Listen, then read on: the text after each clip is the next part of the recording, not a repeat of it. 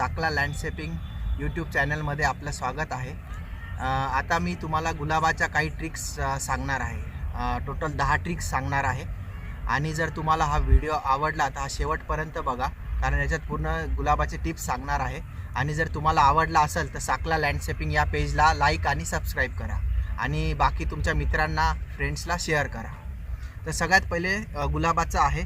तर सगळ्यात पहिले जो आपण मीडिया पाहिजे तर गुलाबाला आहे तर तो वेल ड्रेनेज सॉईलचा मीडिया पाहिजे, म्हणजे तुमचा पाण्याचा निचरा व्हायला पाहिजे।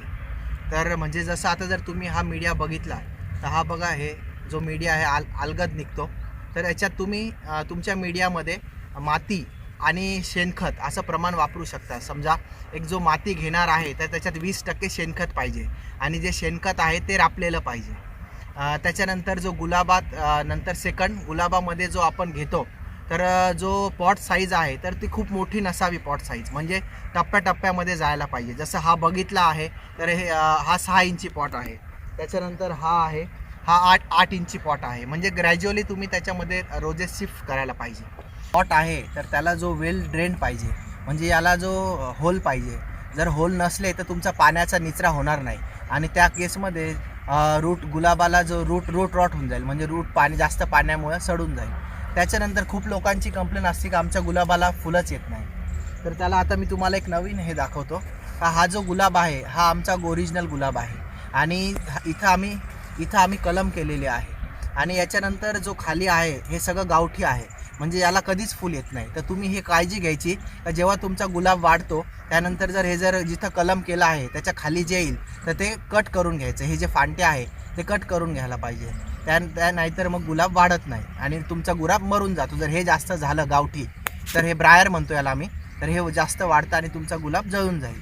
त्याच्यानंतर गुलाबाला आहे तर ते रेग्युलर तुम्ही खत द्यायला पाहिजे। तर गुलाबाला सगळ्यात जास्त खत आवडतं म्हणजे ते 19-19-19 असं NPK बाजारात मिळतं आणि तुम्हाला ते 1 लिटरला 2 ग्राम द्यायचं आहे। तर ते तुम्ही 10 दिवसातनं एकदा द्यायचं आहे। ते 1 लिटर वॉटरमध्ये 2 ग्राम 19-19 टाकायचं आणि त्याला मगनी द्यायचं। जर एवढं छोटं झाड असेल तुमचं तर त्याला एक 250 ml द्यायचं।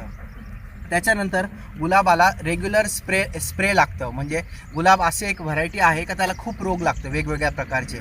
तर त्याला कमीत कमी 10 दिवसातनं एकदा त्याला तुम्ही स्प्रे द्यायला पाहिजे। तर बाजारामध्ये वेगवेगळे इन्सेक्टिसाइड्स मिळतात तर ते द्यायला पाहिजे। जनरली समजा रोगर मिळतं, क्लोरोपायरिफॉस, साफ, तर हे इन्सेक्टिसाइड आहे ना, फंगीसाइड, तर हे तुम्ही देऊ शकता। जसं तुम्हाला दाखवलं का हे जे गुलाबामध्ये आहे ते ब्रायर आहे, तर हे तुम्हाला या पद्धतीने असं कट करून टाकायचं आहे।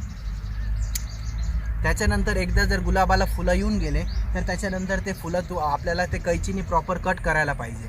जसं जर तुम्ही बघितलं तर हे बघा, हे जे फुलं उमलून चालले आहे आणि चाललं आहे तर त्याला एक पान सोडून हे असं इथून कट करायचं। जर तुम्ही असं कट केलं तर गुलाबाची वाढ चांगली होती आणि झाड चांगलं येतं। त्याच्यानंतर गुलाबाला वॉटरिंगचा एक महत्त्वाचा विषय आहे, जो गुलाबाला पाणी कमी लागतं तर तुम्ही याची काळजी घेतली पाहिजे का जे गुलाबाला जास्त पाणी देऊ नये। आणि साधारणतः पाण्याचा निचरा झाला, जर माती जर आता ओली आहे तर ओली असल्यावर त्याला देऊ नये। आणि ही माती कधी पण चेक कशी करायची, थोडा हात टाकून बघायचं। जर आता ही ओली आहे तर याला पाण्याची गरज नाही, पण जर हेच सुकी असली तर ते तुम्हाला पाणी द्यावं लागेल। तर हे जर तुम्ही सगळे व्यवस्थित जर काळजी घेतली तर तुमचा गुलाब नक्कीच व्यवस्थित येईल। जर तुम्हाला हा व्हिडिओ आवडला असेल तर आमच्या या चॅनलला सबस्क्राईब करा आणि या व्हिडिओला लाईक करा आणि तुमच्या मित्रांना शेअर करा। थँक्यू।